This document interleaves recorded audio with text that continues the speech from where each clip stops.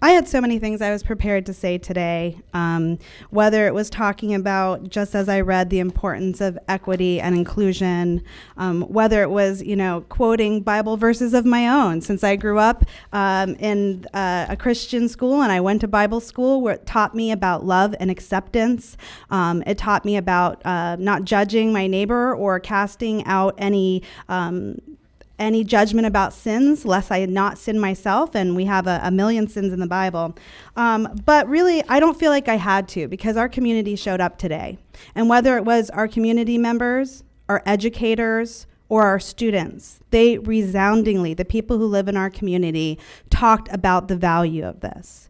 It's not about indoctrinating and sexualizing children.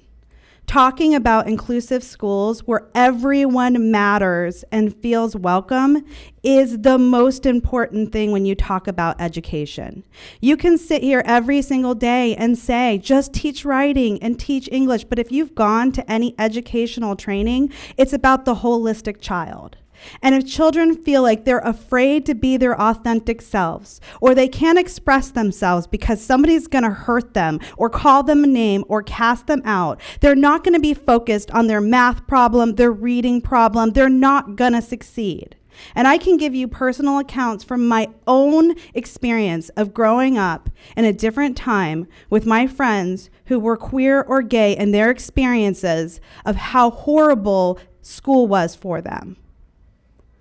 But we've progressed. We've come a long way. We've come to realize that making sure that saying love is love and we're going to accept people for who they are and let them be authentic is crucial to student success and our employee success. We don't just talk about our students. We have adults, I think the biggest employer in Hillsborough County at this point.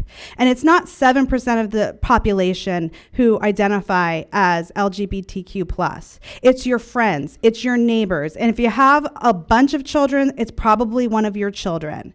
And creating an environment where they feel valued is the most important thing. So thank you so much for allowing me to read this proclamation tonight.